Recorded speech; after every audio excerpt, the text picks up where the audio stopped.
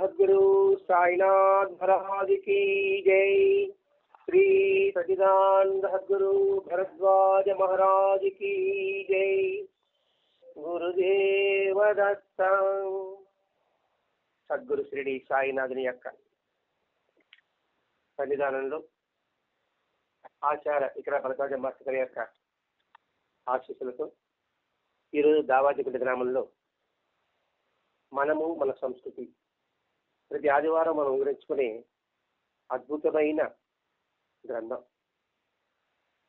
అద్భుతమైన అనే పదం ఎందుకు వాడాల్సి వస్తుందంటే, మామూలుగా ఏదైనా ఒక వింతను చూసినప్పుడే ఆహా అంటాం. ఇంకా అంతకన్నా పరివర్తన అనుకోండి ఊహ అంటాం. ఇంకా అంటే ఆహా ఊహ అంటాం. మన అనే విధానం అట్లా ఉంటుంది. అంటే ఆహా ఊహ అనేది అత్యంతమైన అద్భుతమైనది. గుడ్, బెటర్, బెస్ట్ ఉంటాం కదండి. అది అంతటి అద్భుతమైన గ్రంథం.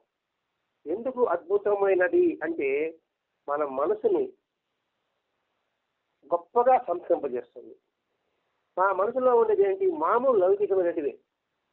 లౌకికమైన ఆచార వ్యవహారాల పట్లే మనకు సరైన అవగాహన లేదు. ఆ సరైన అవగాహన తెప్పించడమే ఈ గ్రంథం యొక్క ప్రత్యేకత. ఈ గ్రంథం ఏంటి? మనము మన సంస్కృతి అంటే ఏంటి?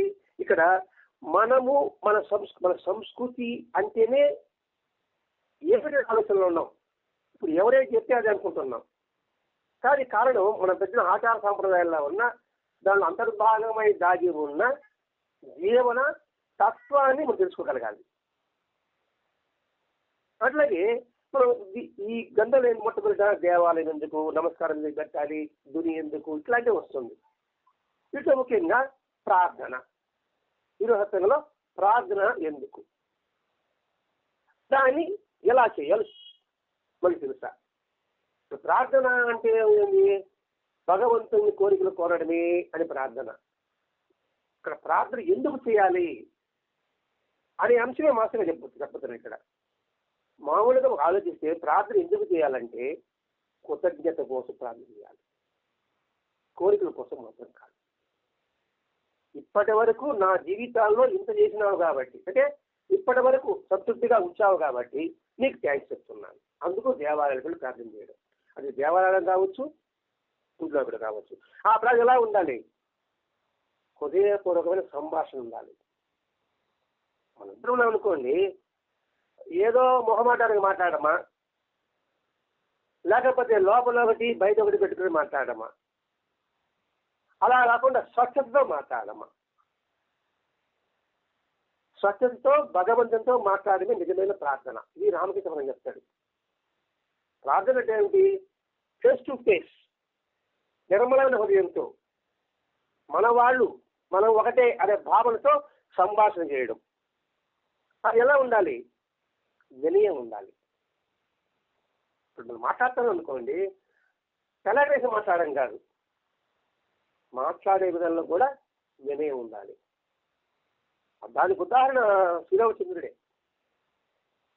ఆయన మాట్లాడే విధానం ఎలా ఉంటుందంటే, అందుకే ఆ మాట్లాడే విధానమే మనసుని ఆకర్షింపజేస్తుంది. రాముడు చూస్తాడు ఎలా అనిపిస్తుందంటే, పుంసాయ మోహన రూపాయ అంటే ఇది పురుషులనే మోహింపజేసే విధంగా ఉంటుందట. పురుషుని చూస్తే స్త్రీలు మోహం రావాలి, పురుషులకే మోహం వస్తుందట. అంటే పురుషులే ప్రేమించాలని ఉంటుందంట. అప్పుడు ఋషులంతా కూడా మిమ్మల్ని చూస్తుంటే మీకు మేము ధర్మపత్నులుగా ఉండాలనే భావన అన్నారట.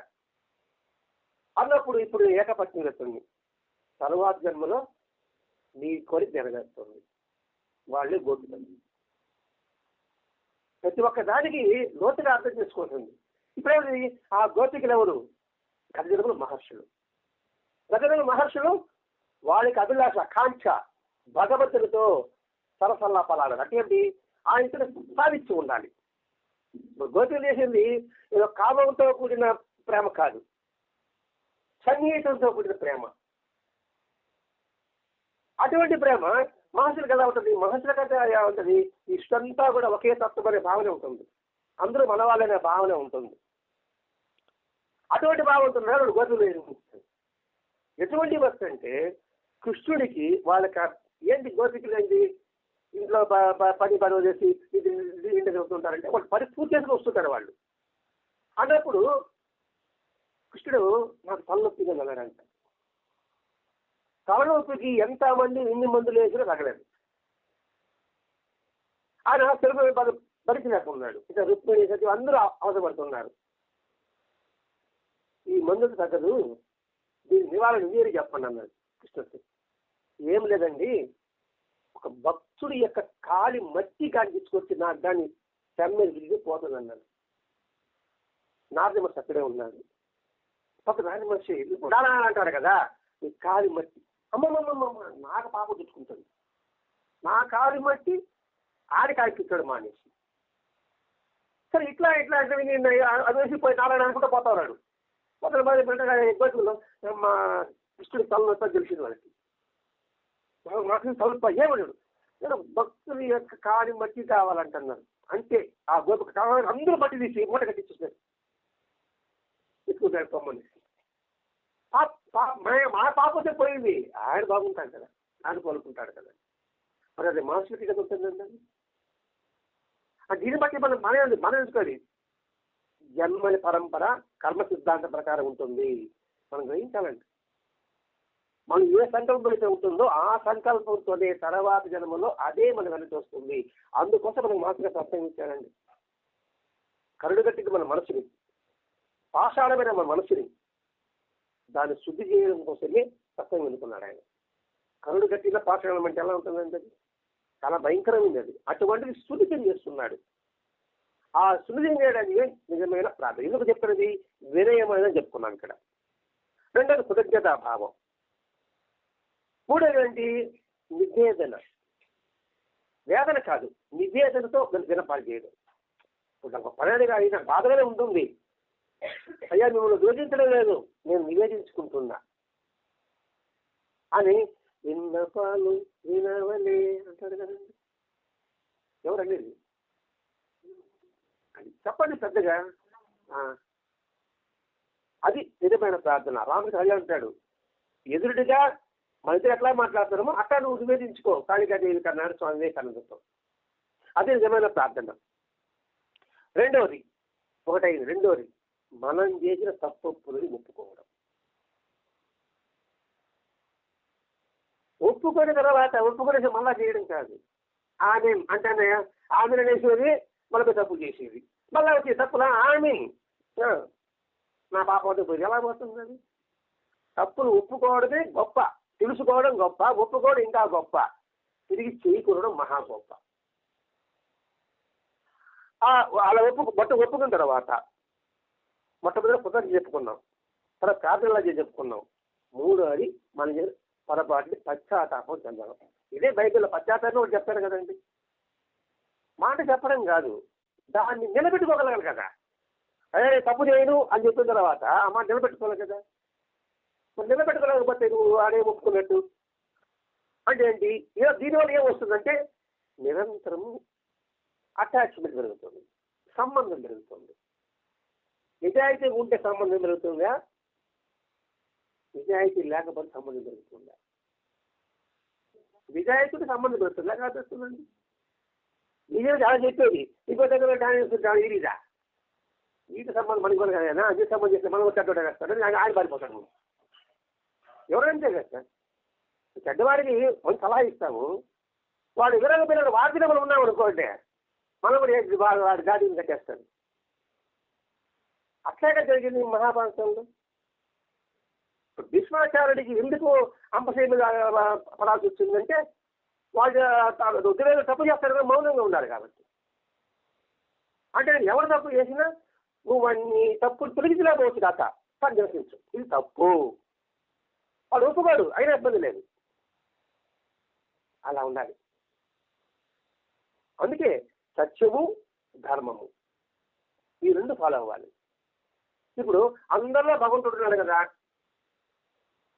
మరి తప్పు పొరపాటు చేసి ఉంది, పొరపాటు ఆయన భగవంతుడు పొరపాటు చేశాడు కదా సరేలేమ్మా అని చెప్పడమా, లేక ధర్మం ఏంది అధర్మాన్ని ఖండించాలి, సత్యం ఏంది అందరిలో భగవంతుడు చూడాలి. ఇప్పుడు సత్యధర్మం అనుకోండి, అందరిలో భగవంతుడు అంటే నేను ఆయన భగవంతుని చూడాలి. భగవంతుని చూస్తూ ధర్మం ఏంది ఆయన అధర్మం చేసింది కదా, పైకి ఆ అధర్మాన్ని ఖండించాలి. లోపల మాత్రం భగవంతుడి యొక్క భావన కలిగి ఉండాలి. అర్థమైంది మీకు? అప్పుడు అలా ఉంటేనే, అలా దండికి లేదనుకోండి ఆ ఇంట్లో తిరిగి పొరపాటు చేస్తూనే ఉంటుంది, నువ్వు దాన్ని ప్రోత్సహించిన వాళ్ళు అవుతావు.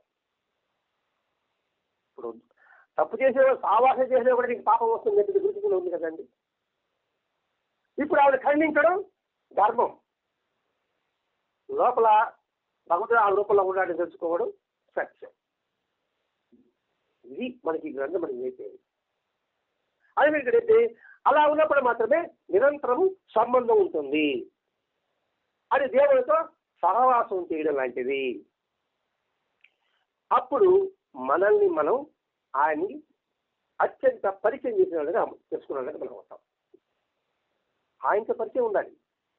అందుకే రామకృష్ణ ఒక మాట అంటాడు, కామ క్రోధాలని ఎలా జయించాలి అని. నువ్వు దాంతో నువ్వు కొనలేదు, నువ్వు చేసేది ఏదంటే భగవంతుని శరణు కోరుకో. ఆయన శరణు కొట్టనే అవి నీ దరిదాపులు కూడా రావు. మనం కావాలంటే నేను కోరుకొస్తుంది గిరట్ చేయాలి అనుకుంటా కొట్టుకుంటా కూర్చుంటాం.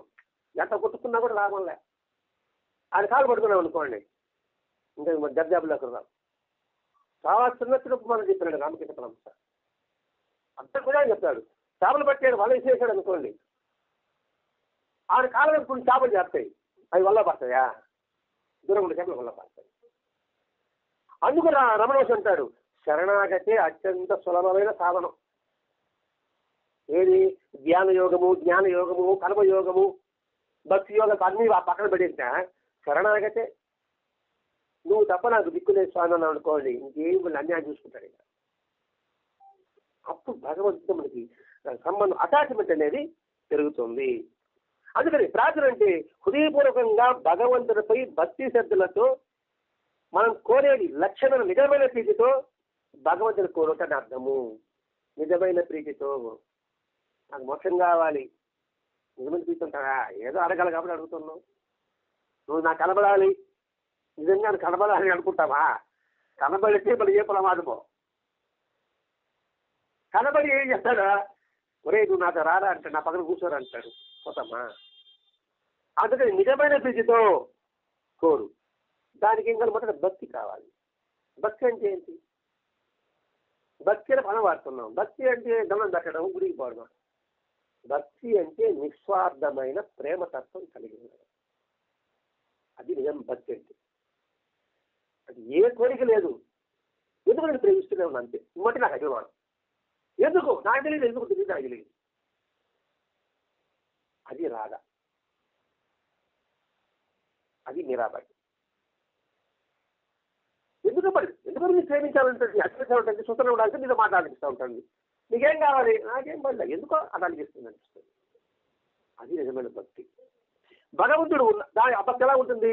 భగవంతుడు ఉన్నాడన్న నిశ్చయం, ఆయన గురించి స్పష్టమైన అవగాహన ఉంటే కానీ భక్తి కుదరదు. మొత్తానికి విశ్వాసం ఉండాలి, అవగాహన ఉండాలి. విశ్వాసం అంటే ఏమని విశ్వాసం? నా భగవాన్ అది చూసుకుంటాడు, మంచిగా చెడైనా, అది అగ్నిలో కావచ్చు, నీటిలో కావచ్చు, కొండ మీద కావచ్చు, ఆయన కాపాడతాడు. అదే కదా ప్రహ్లాదం చేసింది, అదే కదా రాజు చెప్తుంది. నువ్వు నచ్చి కుట్టినా ఏ కుట్టినా, నువ్వు నన్ను రావద్దు చెప్పినా నేను మాత్రం నీ పాదాలను వదలను. మరి ఆ భావం రావాలంటే ఆయన పట్ల అవగాహన ఉండాలి. ఏమన్నా అవగాహన? ఆయనకి అన్నీ తెలుసు. అవగాహన ఉంటే ఆయనకి అన్నీ తెలుసు. ఆయన తెలియదు ఏముంది? ఆయన అవగాహన ఉన్నప్పుడే విశ్వాసం ఏర్పడుతుంది. ఆ విశ్వాసం నిర్ణయించబడి నీకు భక్తి ఏర్పడుతుంది, ప్రేమ కలుగుతుంది. ఆయన తెలియదు ఏముంది? సరే మళ్ళీ అట్లా మాట్లాడండి, ఎందుకంటే కారణం ఒకటి ఉంటుంది అంతే. అది ఎందుకు అలా మాట్లాడుతాడు? దానికి ఏమైనా మన మీద దేశమా? దేశం ఉంటుంది కదా, భగవంతుడికి మన మీద దేశం ఎలా ఉంటుంది అని అవగాహన రావాలి. కష్టం వచ్చినప్పుడు నాకేదో కష్టం ఇచ్చావా అని అంటాం. మన కష్టం ఇచ్చేదానికి భగవంతుడు లేడు. పొరపాటు ఈ ఆలోచన నాకు రావడం. ఆయన ఎందుకు మనం కష్టపడతాడు? మన కష్టపడితే అడిగాను వస్తుంది లాభమా? ఇది అవగాహన అంటే. ఈ అవగాహన విశ్వాసం ఉన్నప్పుడు మాత్రం కానీ భక్తి కుదరదు. మరి ఇవన్నీ కావాలంటే చేయాలి, అన్వేషణ కావాలి. అన్వేషణ ఉంటే కానీ నీకు నిశ్చయం కలగదు. అన్వేషణ అంటే ఏమిటి? రీసెర్చ్. రీసెర్చ్ చేయాలంటే ఏమిటి? అది బాబా మీ గురించి అనుకుంది, మీ మంచి వాళ్ళకి నాకు ఎలా వస్తుంది? మీ సాన్నిధ్యంలో ఉండాలి, మీ సహచరంలో ఉండాలి. ఉంటున్నప్పుడు మీ యొక్క నడవడిక, మీకు జీవితము, మీ మాట, నిధులు అన్నీ కలిసి నేను దగ్గర ఉంటే తెలుస్తుందా, నాకు దూరం ఉంటే తెలుస్తుందా? దగ్గర ఉంటే తెలుస్తుంది. మనం ఇప్పుడు దగ్గర ఉంటే బాబా ఎలా దగ్గర ఉన్నామండి, రాముడు ఎలా దగ్గర ఉన్నాడండి, కృష్ణుడు ఎలా దగ్గర ఉన్నాడంటే ఉంటే మన జీవిత రామాయణ చదువు. రామాయణం పారాయణ సంతం చేయాలి అనుకోండి, నువ్వు రాముడి చెంత ఉన్నట్టే, భాగవత ఉన్న కృష్ణుడి చెంత ఉన్నట్టే.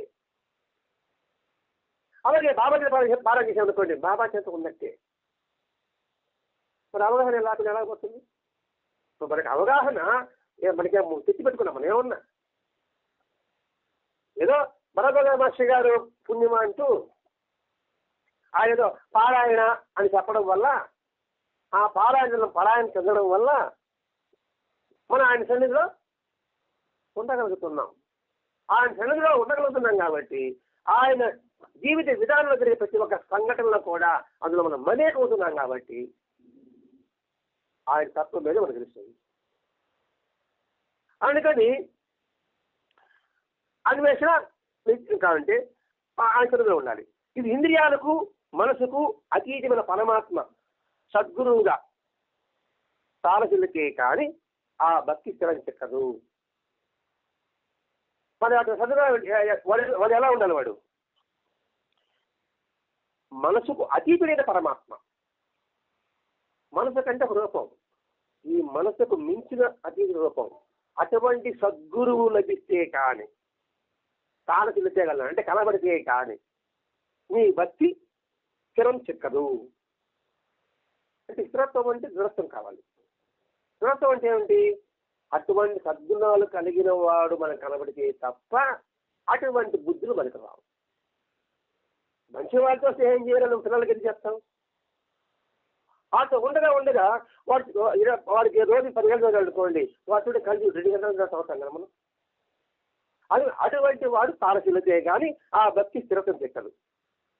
అటు తర్వాత బాగా ఆలోచిస్తే ఆయన ఏం కోరాలో తెలుస్తుంది. అంటే ఇది సద్గురు తారసిల్లాలి. తర్వాత ఆయన పట్ల అవగాహన ఉండాలి. అవగాహన తర్వాత విశ్వాసం ఏర్పడాలి.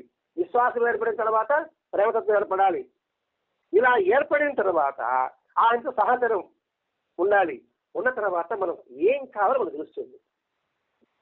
ఇప్పుడు బాబా చెంది మనం చదివాం, ఏం కావాలి బాబా తన గురించి ఏం అడిగాడు అంటే మనకు అవగాహన వచ్చినప్పుడు రామాయణం చదివాం. రాముడు వశిష్ఠ మహర్షి విశ్వాసం చెప్పిన బట్టి ఎలా పాటించాడు? నాకు ఇది కావాలని ఏమి అడగలేదు. రాముడిని విశ్వామిత్రుడు ఆయన తీసుకొని రాక్షస సంపడానికి అడవిలో ప్రయాణము, కింద పడుకున్నాడు. హంసలో పడుకునేవాడు రాముడు, కింద పడుకున్నాడు. కింద పడుకునే అర్థం ఏంటి? ఆయన నాకు మంచి చేస్తాడు ఉద్దేశం అంతే. ఇది ఒక సాధన అనే భావన. అందుకని అలా ఉంటే అలా ఆలోచించారు కాబట్టి నాకు ఇది కావాలని ఇప్పుడు అడగలేదు. అడక్కనే విశ్వామిత్రుడు అతనికి అనేకులు చూపు ద్వారా సంప్రాప్తి చేశాడు.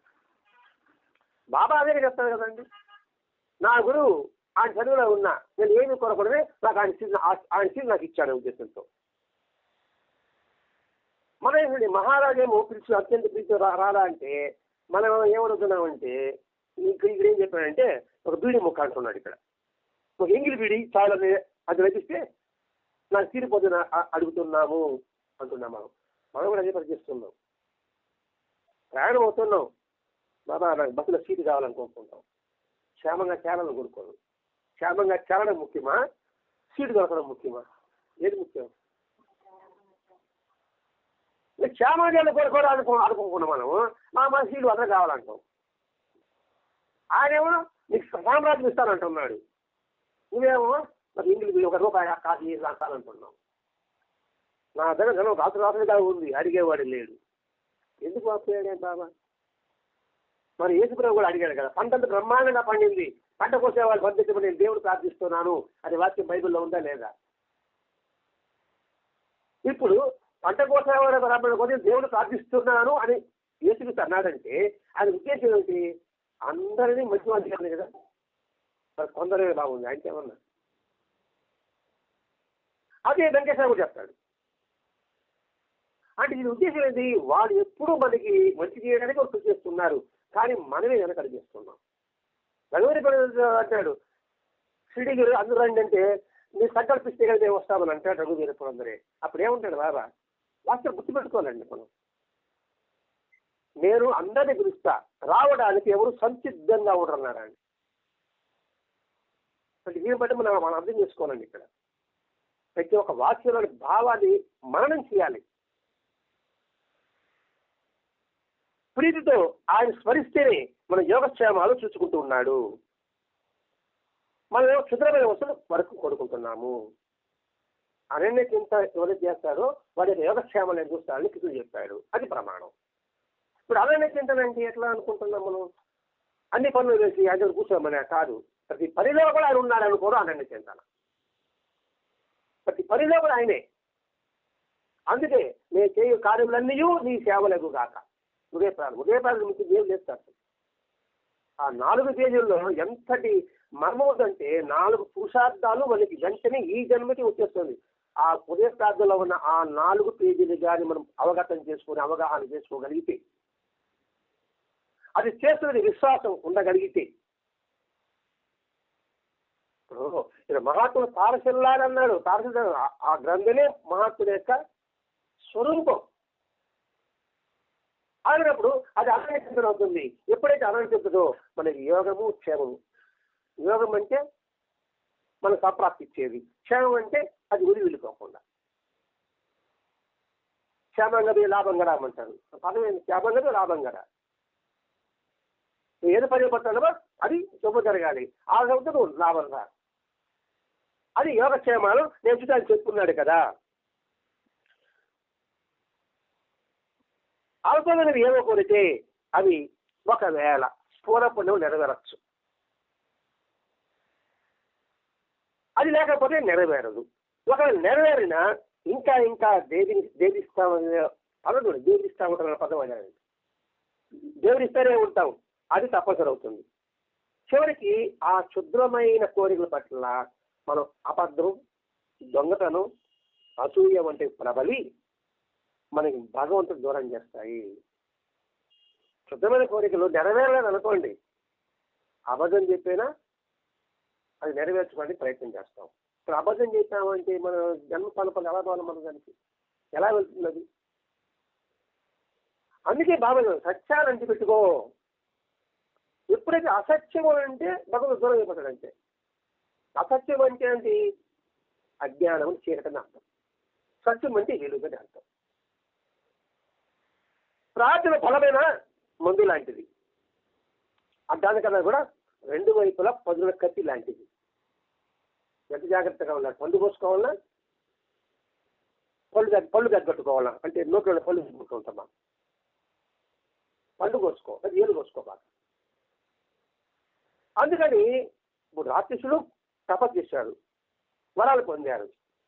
మరి దాన్ని దేనికి ఉపయోగించుకున్నారు? వాళ్ళ వినాశానికి ఉపయోగించలేదు. అంటే వాళ్ళు తగ్గోసుకున్నారు. మరి అంతకెందుకండి, ఇప్పుడు విభీషణుడు, రావణాసురుడు, కుంభకర్ణుడు ముగ్గురు తపస్సు చేశారు. వాడేమో నిద్ర అనే పదం కుంభకర్ణుడు కోరుకున్నాడు, అంటే అలా పలికించాడు. రావణాసుడు నాకు చావు లేకుండా ఉండాలని కోరుకున్నాడు, అది వీడు కాదని చెప్పాడు. విభీషణుడు ఏమనుకున్నాడా? నేను ఎట్టి పరిస్థితిలో కూడా నేను ధర్మం తప్పకూడదని కోరుకున్నాడు. అప్పుడు చిరంజీవిగా ఉంటాడన్నాడు. విభీషణుడు చిరంజీవి, హనుమంతుడు చిరంజీవి. కొంతమంది చిరంజీవులు ఉండాలండి. చూడండి ఏం కరాడు, నేను ఎప్పుడు సత్యాన్ని ధర్మంలో ఉండదు అంటే నువ్వు చిరంజీవిగా ఉంటావు. కోరినోడికి ఇవ్వలే, కోరినోడికి మొత్తం ఇచ్చాడు. అంటే ఆ శుభ్రంగా కట్టిన పండుగ వచ్చి చెప్పుకున్నాడు అన్నమాట ఈ భీష్ముడు. వీళ్ళు వాళ్ళకి ఏళ్ళు వాళ్ళే జరుపుకున్నారు, రావణాసుడు కుంభకర్ణుడు. అంటే దీన్ని బట్టి మనం భగవంతుని ఎటువంటి ఆలోచన కలిగి ఉండాలి, కోరికలుగా ఎటువంటి ఆలోచన ఎటువంటి భావాలు కలిగి ఉండాలి. మనకి అత్యంత ప్రధానమైన సత్సంగంలో ఒకటి ఇచ్చాడు. ఇది అద్భుతమైన అమృత కలశం. ఈ అమృత కలశాన్ని తాగడమా పారమోసుకోవడమా అనేది మనం ఇక్కడ అనుభవించుకోవాలండి ఇక్కడ. కాబట్టి కొంతమందికి మోక్షం వచ్చింది, కోరారు కొంతమంది మోక్షము, కొంతమంది వినాశం వచ్చింది. సరిగా చేస్తే ప్రార్థన వల్ల నానాటికి వినమ్రత కలుగుతుంది. సరిగా చేస్తే పదం వాడాడు. ఈ సరిగా అనే పదం అనేది బాబా చేతిలో ఉంది. సరిగా వండితే అన్నం మీకు ఉపయోగపడుతుంది, సరిగా వినియోగిస్తే ధనం నిన్ను కాపాడుతుంది. పదాలు వేరే బాబా మాట చెప్పుకుంటున్నాం. ఇక సరిగా పడుతుంది కదా. అలాగే మనకు వచ్చిన అవకాశం సరిగా వినియోగించుకుంటే అద్భుతమైన ఫలితాన్ని పొందగలం. ఇక్కడ సరిగా అంటే ఎలా ఉండాలి? మనసులో స్వచ్ఛత భావాలు ఉండడమే సరిగా ఉండడం అంటే. పైన ఒకటి లోపల ఒకటి నటించడము, కపటము అది ఉంటే మాత్రం అది సరిగా లేనట్టు లెక్క. ఎందుకంటే వచ్చిన అవకాశాన్ని మనం ఉపయోగించుకోలేదు అనుకోండి, మళ్ళా తిరిగే అవకాశం వస్తుంది మాత్రం గ్యారంటీ లేదు. మనమెంత సామాన్యులము, భగవంతుడు సద్గురు ఎంత ఉత్తముడో నానాటికి మనకి అవగతమవుతూ ఉంటుంది. ఇప్పుడు బాబా పెద్ద పారాయణ చేస్తూ ఉండొచ్చు కావచ్చు, లేకపోతే భగవత్ సాన్నిధ్యంలో అంటే మహాత్మ చర్చల్లో మనం చదువుతూ ఉండడం కావచ్చు. ఉంటూ ఉన్నప్పుడు వారి పట్టబలికి ఒక కన్క్లూజన్ వస్తాయి, అవగతం అవుతుంది. ఓహో ఇదిరా, సరే ఈ దగ్గర అక్కడ పెడదాం. భాగవతం తీసుకుందాం. అంటే భగవంతుడిని ధ్యానించి సద్గురుని సేవించి ఎటువంటి ఫలితం పొందారో ఆ గ్రంథం చదివామనుకోండి, మన మనసు భగవంతుడు ఇలా ఉంటారా, ఇలా సేవ చేస్తే మనకి ఇటువంటి ఫలితం వస్తుందిరా అని మనకి అండర్స్టాండింగ్ వస్తుంది కదండి. అదే కదా మనకి సాహిత్యం. ఇప్పుడు సాహిత్యంలో ఒక్కొక్క తరగతి చదివాను అనుకోండి, అబ్దుల్లా బాబా ఉన్నాడు, బాబా రారా పిలిచాడు సమరేటప్పుడు ములసల బాబా అని అన్నాడు. వచ్చుండి ఏం చెప్పుకునేవాడు, సమస్య చేస్తే ఏం లాభం అని మనం చదివాం. మరి చాలా ప్రమాదం ఇది.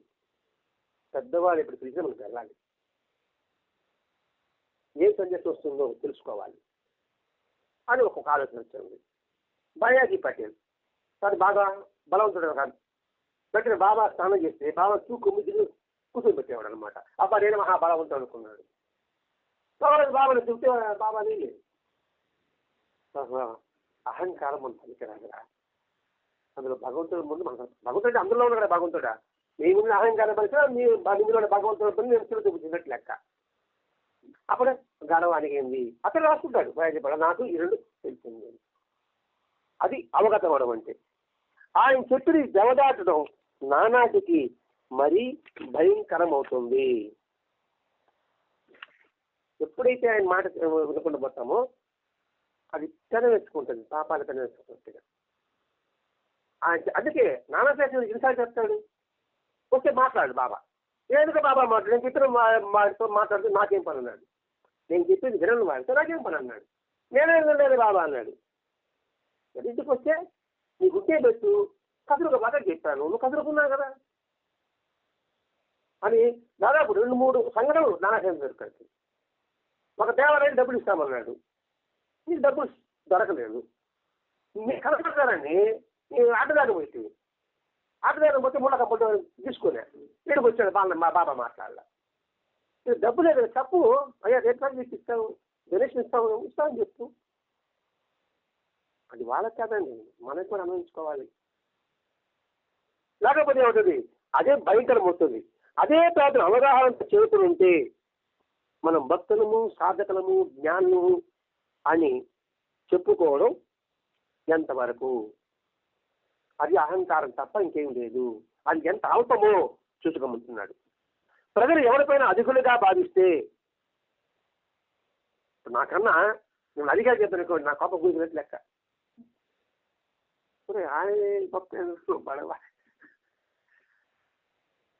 చూడండి, ఇవన్నీ మనకి జీవితంలో జరిగేటివే. కానీ మిమ్మల్ని గౌరవం గొప్ప అని అనుకోవాలంటే అయిపోయినా గౌరవం గొప్ప. అది ఏమంటారు ఇదిగా అని అంటాం అన్నమాట అని అనుకుంటాను నేను. ఇదంతా ఇది ఆమెలో కష్టపడేది ఆమె డెవలప్ అయ్యింది. కొంప కూలిపోయినంత కడుపు మంట రాగుతుందంట. అది కూడా అమ్మ కడుపు మంట రాగుతుందంట. అదే వశిష్ఠుల వారి ఊరు ముందు కొడుకుని ఎక్కడికి సాధిస్తాడు. ఎక్కడ కూడా తొనకడు వెనకడు. ఊరు ముందు కొడుకుని చంపితే అంత మనకి ఊరు ముందు కొడుకు సంపబడలే. మనకి చెప్పే ఒక మాట మిమ్మల్ని కాపాడాలి కాదు కింద అన్నారనుకో అయిపోయింది నా పని. ఇంకేమైనా కడుపు కొత్త అని 100 మంది చెప్తాను నేను. ఇంకేది సాధకుడని, ఇంకేది భక్తుడిని, ఇంకే జ్ఞానివి చెప్పుకుంటానండి. చూడండి, విశ్వామిత్రుడు చంపేలా చేసింది హృదయగతమైన నిరంతర ప్రార్థనే. అది సజీవం కాకుంటే తపస్సు. అందుకే సాధకుడు ఎప్పుడు భగవంతుడి పట్ల ద్వైత భావాన్ని, దాస్య భావాన్ని వ్యక్తం చేసే ప్రార్థనలే చేయాలి. అంటే విశ్వామిత్రుడికి ఎంత కోపము, మహర్షి కదా, మరి అంత కోపం ఎందుకు వచ్చిందో? 100 మంది కొడుకులు అంత కోపం అంటే తనకన్నా ఎక్కువ శక్తి వశిష్ఠులో ఉంది. ఇప్పుడు మనం దాని పని ఎంచుకొని ఎదుటివాడు గొప్పలో ఉన్నాడు, మనకేం నష్టం? దాని బాబా ఏం చెప్పాడు? పాపశక్తి ఉంది కదా, వాడిగా కష్టపడ్డా వాడు చేశాడు, వాడి మీద దేశం పెట్టుకుని మీద ఉపయోగం. నువ్వు కష్టపడు, నువ్వు అదే తెచ్చుకో. ఇది మనం అన్వయించుకోవాలండి. మన చుట్టుపక్కల మనకు అదే కాబట్టి దాన్ని జాగ్రత్తగా నువ్వు అవగాహన చేసుకో. మరి భగవంతుడు ఎలాగండి ద్వైత భావాన్ని అన్నాడండి. ద్వైత భావం అంటే 2 కదా, అద్వైతం అంటే ఒకటే కదా. ద్వైత భావాన్ని, దాస్య భావాన్ని వ్యక్తం చేసే ప్రార్థన చెయ్యి. ఇక్కడ ద్వైత భావం అంటే ఏమిటి?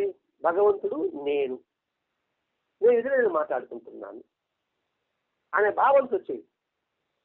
ఇప్పుడు బాబా అంతా ఒకటే అని చెప్తూ వస్తున్నాడు. చెబుతూ వస్తే కూడా అల్లా తేగరేగా, అల్లా మాలిక్ అని ఎందుకంటూ ఉన్నాడు? ఒకటే అన్నప్పుడు మళ్ళీ అల్లా ఎవరు, ఈయనెవరు? అది ద్వైత భావం వచ్చేసింది. అంటే ఏంటి?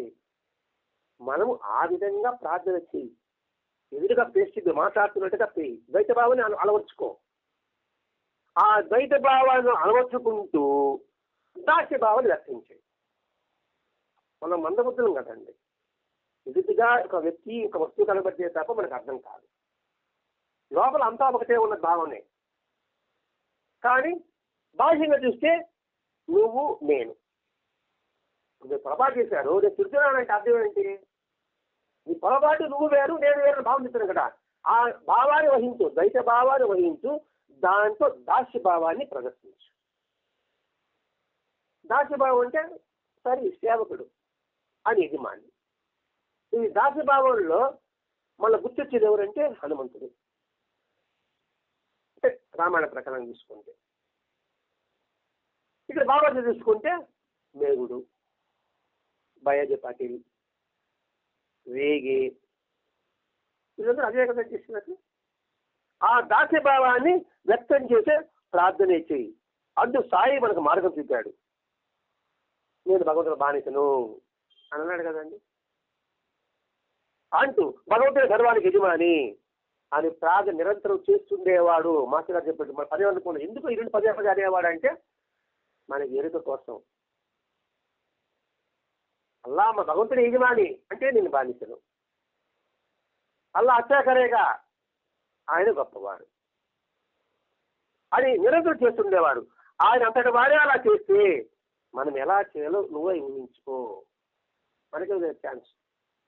వాళ్ళే బాబాని అలా చేస్తే మరి మనం ఎలా ఉండాలి? మనం యజమాని కూర్చుంది మీద, ఆయన సేవకుడే కూర్చున్నాడు. ఆయన పైకి మనం చెప్తా అంతా బాబా చేసుకుంటాడు, అంతా బాబా చేసుకుంటాడండి, అంతా కూర్చుంటాము, ధ్వని చేస్తా కూర్చుంటాడు.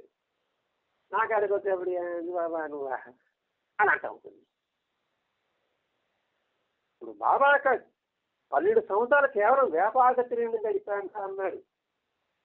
ఆ ఒక్క వాక్యం మాస్టర్ గారికి గుర్తొచ్చింది. ఇప్పుడు నైమిసారంలో వెళ్ళిపోయినప్పుడు, ఆనందమయులు ఉన్నప్పుడు, ఏంటి బాబా నాకు తిండి లేదే అసలు మాట చెప్పేశాడు. తిండి కొత్త తిండి లేదు. ఆయన దర్శనం కోసం నేను వచ్చాను, తిండి కోసం ఏంటి అల్లాస్తా ఉన్నాను, చలి అదేం దొరకలే. అప్పుడు బాబా ఈ ఒక్క వాటి గుర్తొచ్చిందట. ఇప్పుడు నేను కేవలం వ్యాపారం గడిపాను కదా, నేను ఒక పూటే 3 పూటలు మాస్టర్ గారికి అక్కడ ఆహారం లేదు, నువ్వు దీనికే ఆయన అల్లాడుతున్నావే అని ఆ సంగతి నాకు గుర్తొచ్చింది అన్నాడు. ఆయనకి అది గుర్తొచ్చింది, మనల్ని గుర్తు తెచ్చుకోమని చెప్తున్నాడు ఆయన. ఎందుకంటే చిన్నప్పుడే మహా జ్ఞాని మాస్టర్ గారు మనకి చెప్తున్నారు అనమాట ఆయన.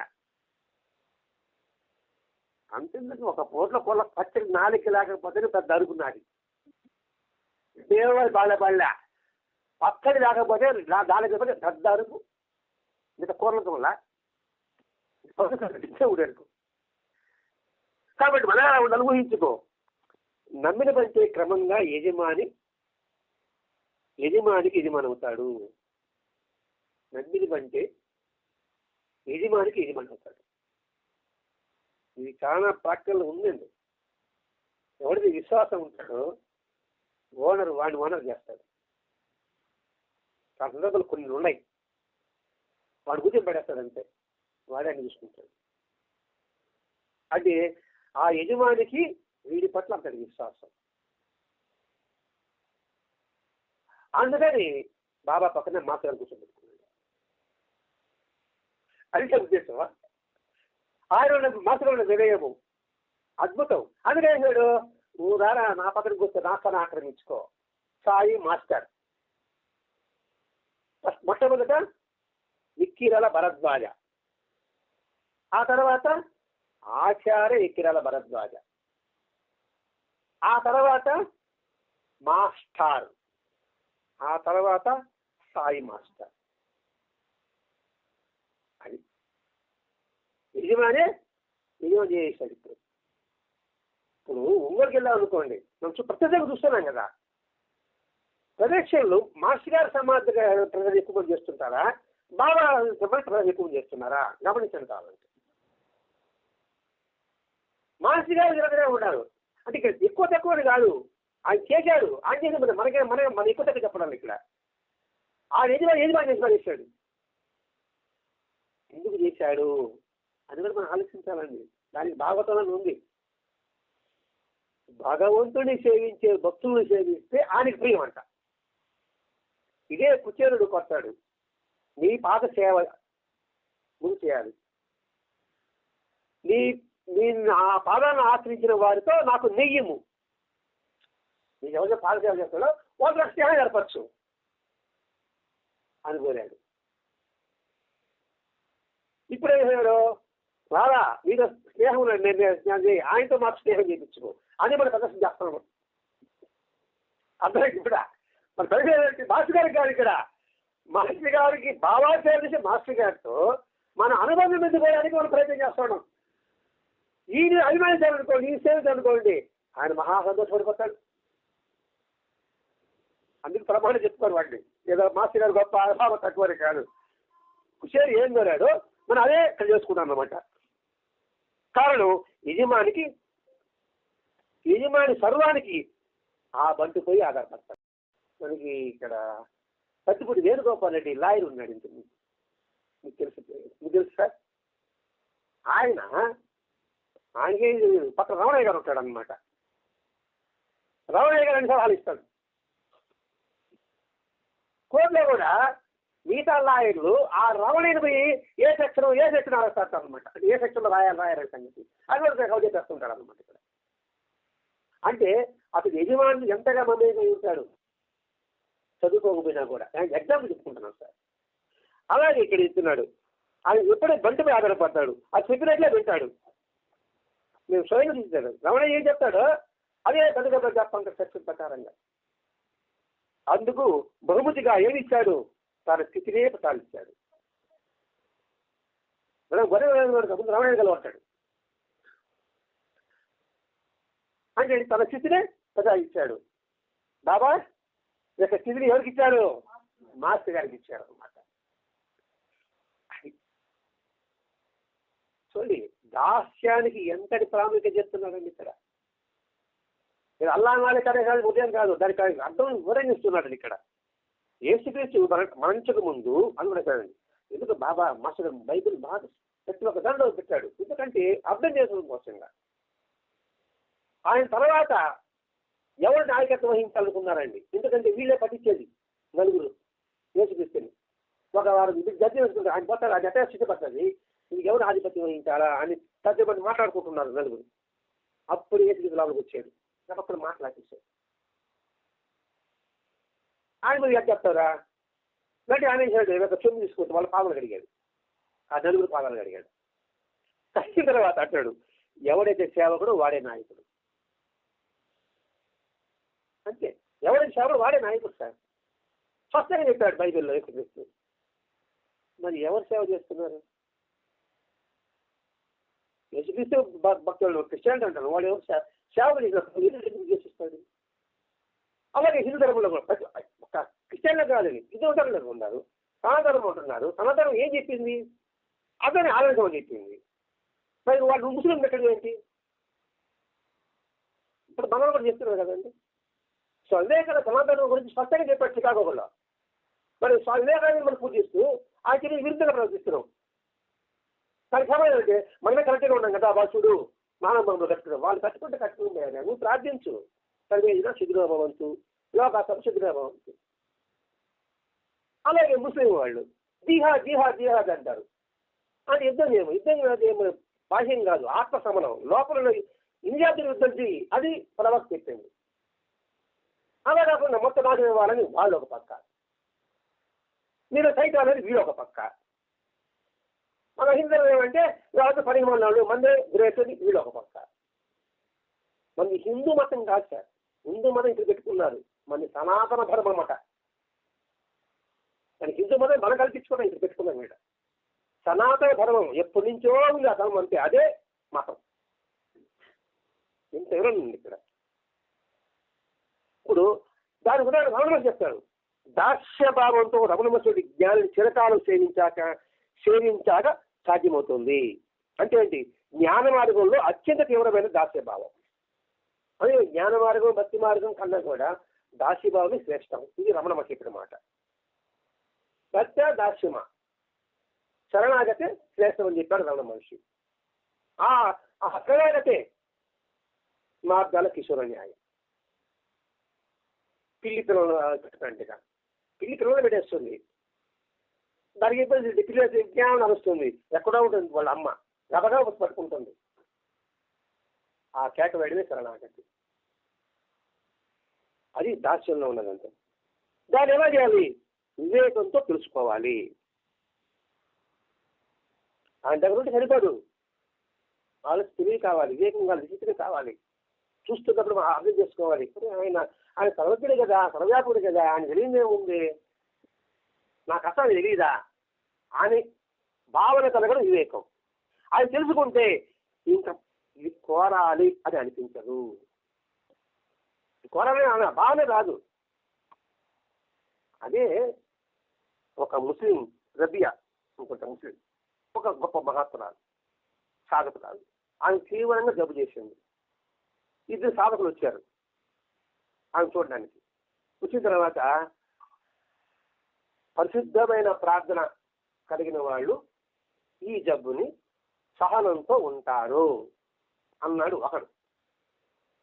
ఇంకొకరు నిష్కలమేషమైన ప్రేమ భావం భగవంతుడి పైన ఉన్నప్పుడు దీన్ని సంతోషంగా స్వీకరిస్తాడు అన్నాడు ఒకడు.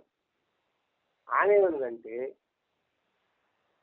భగవంతునితో నిరంతరం అనుసంధానం కలిగిన వాళ్ళు అది బాధని వ్యక్తం చేయడం, అంటే బాధ అనిపించదట. అర్థమైంది సార్. ఈ మన చాలా సత్తంగా వివరించుకుంటున్నాం. ఈ మాట వివేకానంద ఒక ఉపన్యాసం చెప్తాడండి. ఆ స్థితి పొందాలి. ఆ స్థితి పొందాలంటే ఆయనకు అవగాహన కావాలి, ఆయన పట్ల అవగాహన కావాలి. అన్నప్పుడు నాకు ఇది కావాలని అనిపించదు. ఆ నిరంతరం గుర్తించుకోవడమే నిజమైన ప్రార్థన. నిరంతరం గుర్తించుకోవడమే నిజమైన ప్రార్థన. ప్రార్థన అంటే ఏంటి? నిరంతరం ఆయన ఉన్నాడో ఎరుకుందా. అందుకే బాబా చెప్పాడు, దృష్టి అంతా కలిసి నేను ఆయన చెప్పాడు.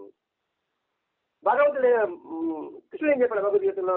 నువ్వు ఏ రూపంతో ఆరాధించి అది నాకే చెందుతుంది అని ఆయన చెప్పాడు. మనకి బలమైన భాషగా ఏం చెప్పాడు? మీరు నచ్చోగా చెప్పాడు. మరి ఆయన ఉన్నాడని ఎరుకున్నప్పుడు మనం ఆయన చేతిలో ఉన్నట్టే కదా.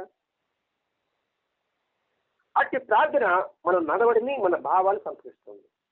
ఆయన ఉన్నాడు అన్నప్పుడు నేను అసత్యం చెప్తానా, ఎవరైనా కించపరుస్తానా? అది అంటే అది నీ నడవడి, నీ భావాలు అన్నీ కూడా ఆయన ఉన్నాడు అనుకున్నప్పుడు మాత్రమే సంతరింపబడుతుంది. ఆయన ఉన్నాడనే ధ్యాస మనకి 24 గంటలు 12 గంటలు దోసేయండి. 12 గంటల్లో ఆయన ఉన్నాడనే ధ్యాసతో మనం ఎంత మేరకుంటున్నామన్న సంగతి ఎవరికి వాడు ఆత్మ పరిచయం చేసుకోవడమే, ఆత్మ విమర్శ చేసుకోవడమే. అందుకోసం మనకి ఉదయం ప్రార్థన, మళ్ళీ ఇక్కడ ఉదయం చెప్పాల్సి వస్తుంది. ఇక్కడ ఆ ఉదయం చదువుకుని మనసులో బాగా నిలుపుకున్నాం అనుకోండి, సాయంకాలం వరకు ఆయన నిరంతరం మనం గుర్తించుకున్నట్టు. అప్పుడేమవుతుంది, ఎవరి మీద అసూయ రాదు, ఎవరి మీద పంపం ఉండదు. అటువంటి భావాలు వ్యర్థము, అనర్థము అని కనిపిస్తుంది. ఇది ఆయన సంతన ఉండడం అంటే, ఆయన నిరంతరం గుర్తించుకోవడం అంటే. సరిగా ప్రార్థన చేయగలడం అంటే మనం పాత వ్యక్తిత్వం నుండి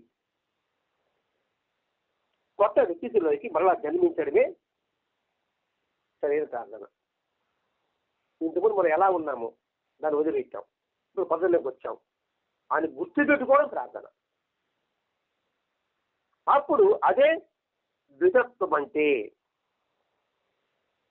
అత్యది పొందకపోవడమే నిజమైన శూద్రత్వం అంటే అన్నాడండి ఇక్కడ. అంటే ఇక్కడ ద్వితత్వము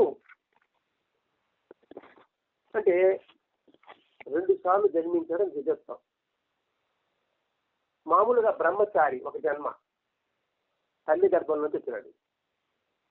తర్వాత సన్యాసి, అది మరో జన్మ. జ్ఞానం పొందడం తర్వాత అది మరొక జన్మ.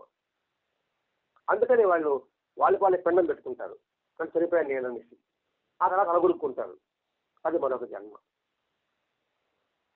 ఎప్పుడైతే నీకు అవగాహన ఉంటుందో నువ్వు ద్వితత్వం పొందినట్టు. అది పొందకపోతే అది శూద్రత్వం అన్నాడండి.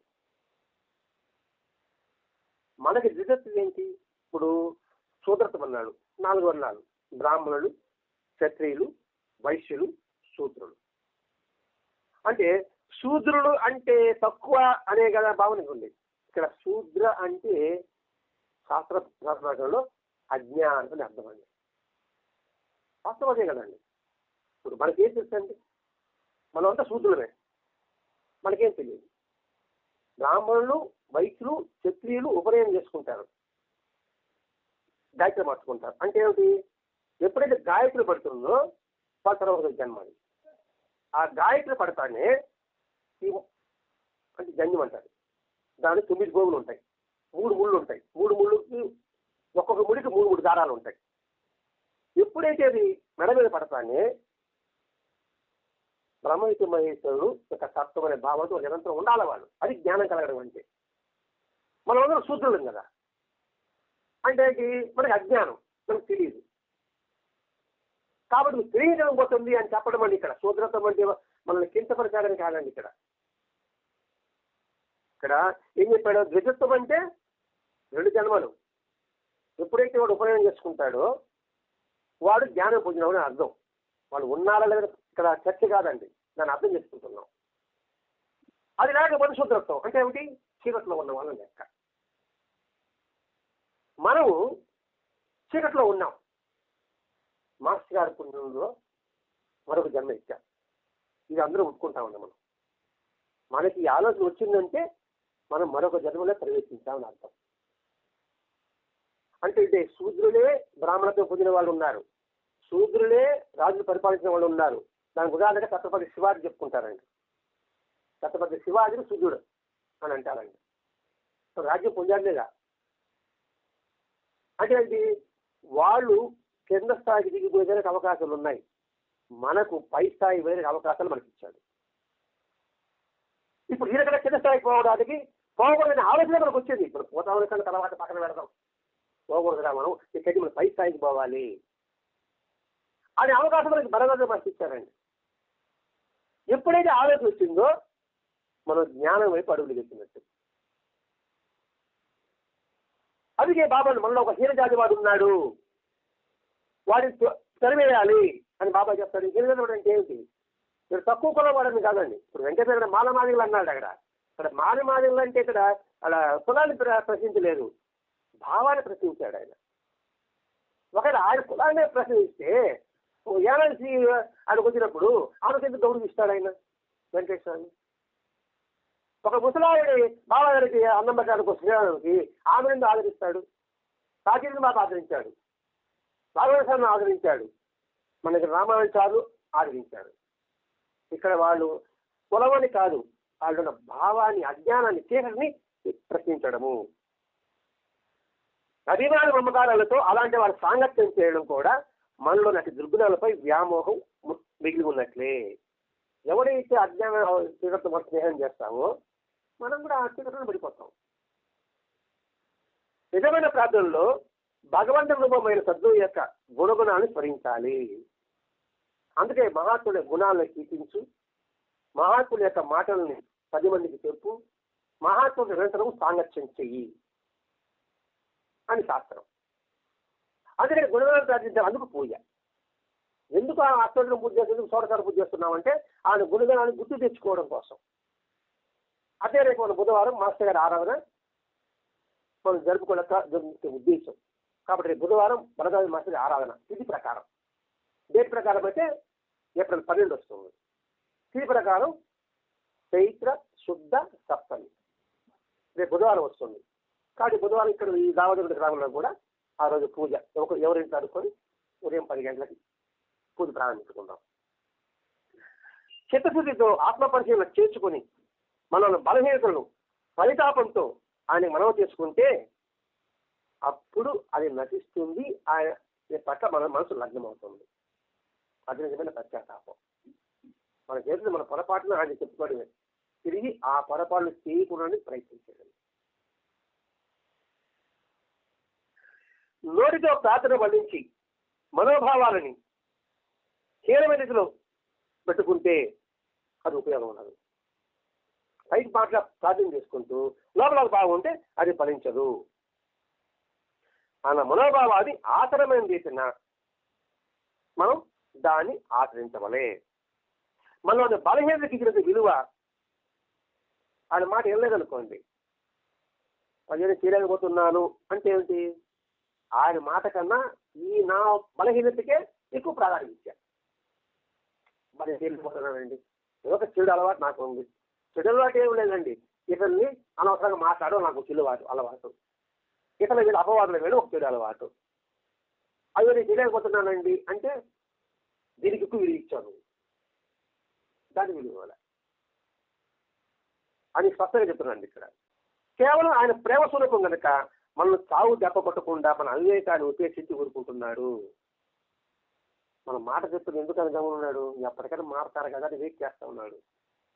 చేస్తాడు తెల్లవారు చేసి చంపడానికి వస్తాడు. నా మాట వినవద్దు, నాకేం పని సాహిత్యం చెప్తాను, నేను తప్పటి డైరీ వస్తానండి.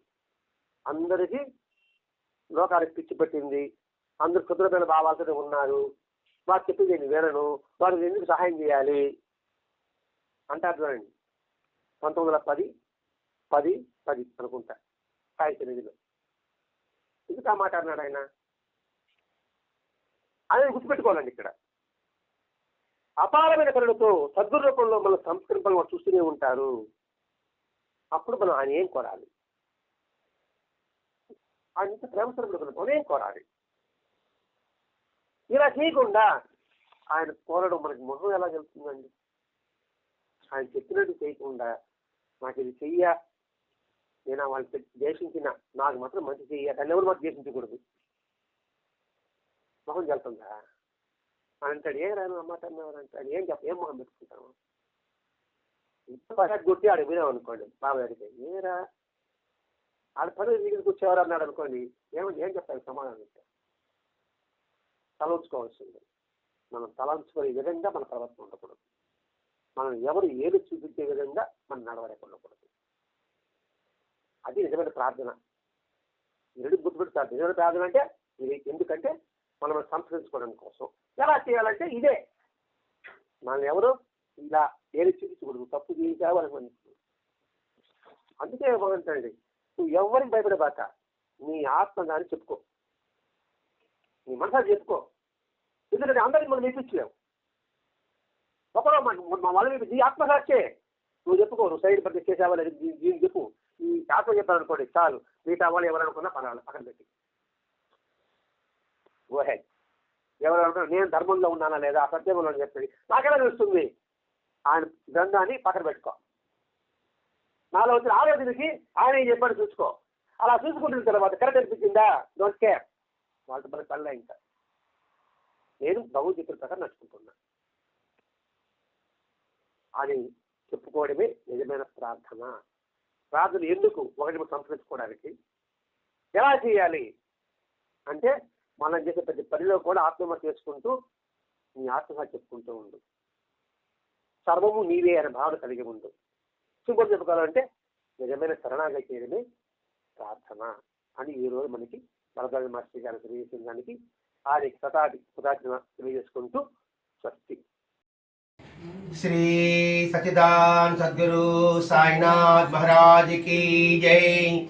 श्री सच्चिदानंद सद्गुरु भरद्वाज महाराज की जय। गुरुदेव दत्त।